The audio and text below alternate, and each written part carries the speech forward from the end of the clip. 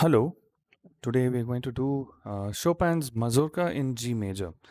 We're going to go through this piece and analyze it, different elements of the piece. I'm going to do it in three layers.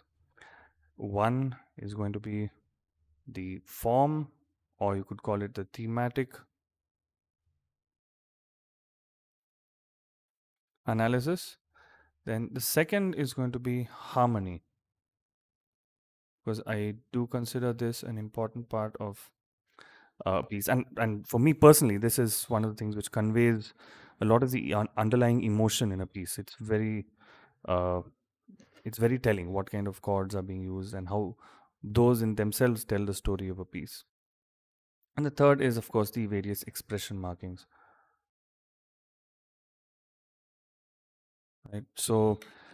So in this piece, let's just play through and try to identify where how the piece is structured, where the different themes come along, and what's the form of the piece, right? So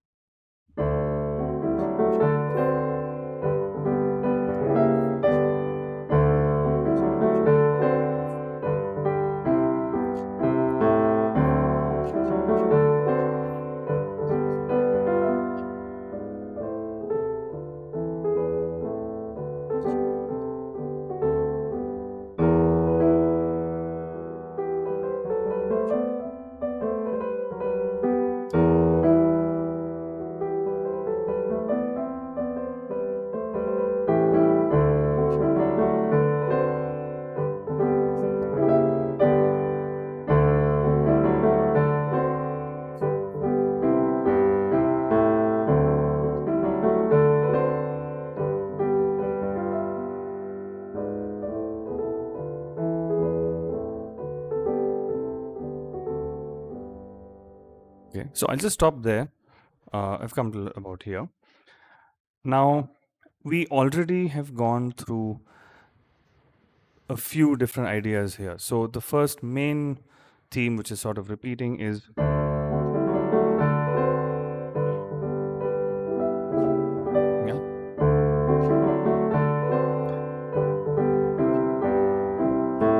right. So this you could call as A,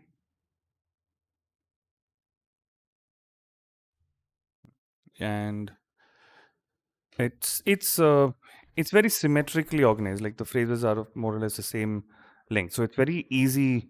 It's easy listening. You could say, in the sense, the it's got a very clear theme. It's very easy for the listener to process and understand.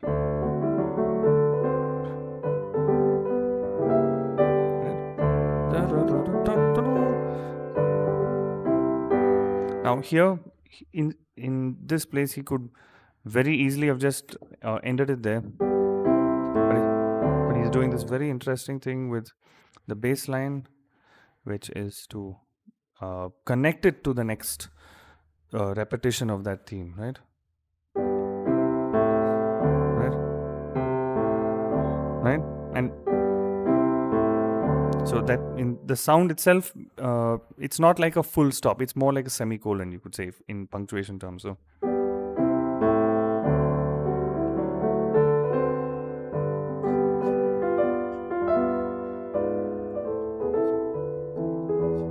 right. Now this part is in contrast, right? So this is sort of where one would take a breath, right? This is where the first phrase ends, second phrase sort of ends. It doesn't end, strictly speaking. Like I said, it kind of leads into the next, right?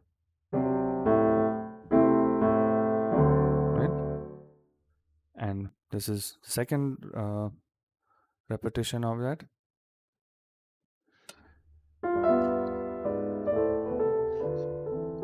This is something new the second time it comes around.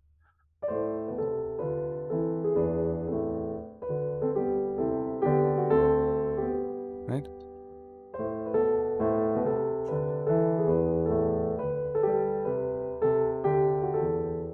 Right? So this kind of brings us to one ending of this section. And you have a new idea coming in here. And it's actually brought out a little more because of the dynamics.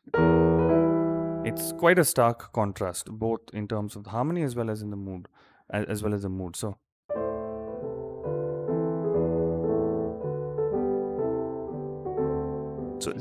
that would be just a very nice ending there. But then you suddenly have, right? So this is your B section.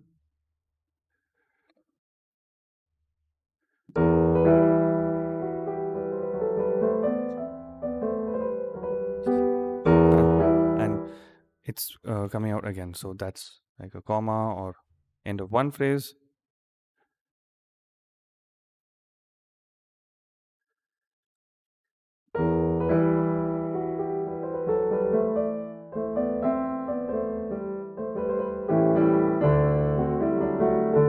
And we've come back to A here.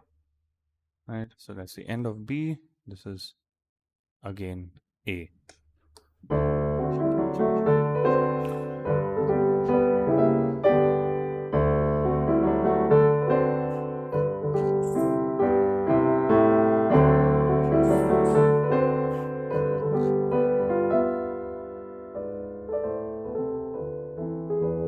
Same thing repeated again.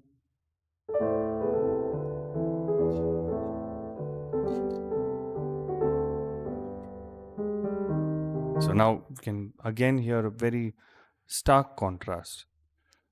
Okay, so far we've had two broad ideas. One was A.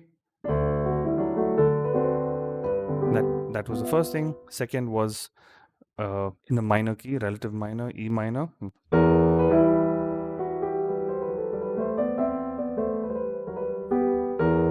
So that's something quite different. So A, B, and then the second time round it comes back to A.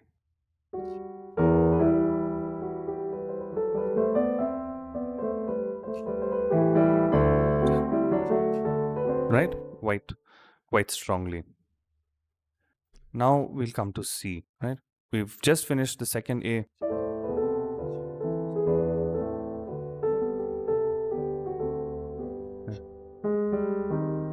Now here the contrast is also in that the melody is being played on the left hand for the first time. Or you could call it a melody or an idea, whatever.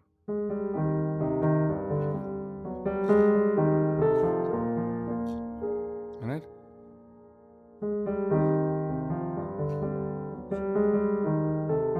We have a kind of modulation.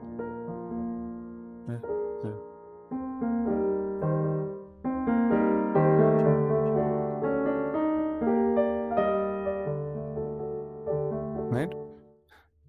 So that's let's see what goes further there. Now it changes shape. The phrases become shorter.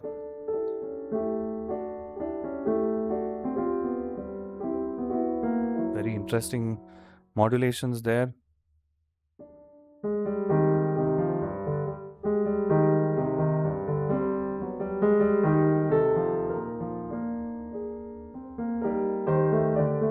Very interesting suspended chords.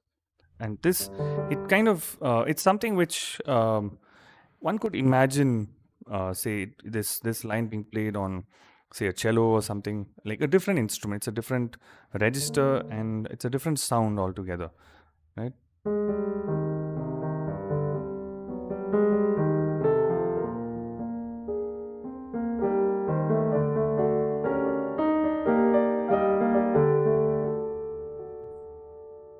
And that continue. It's definitely a kind of a comma, and he himself has written tenuto there, which means it's sort of held back. So the momentum which we've built up throughout this whole thing, it's sort of progressing. You wonder, it makes you kind of wonder where this is all going, right? Where is this adventure taking us?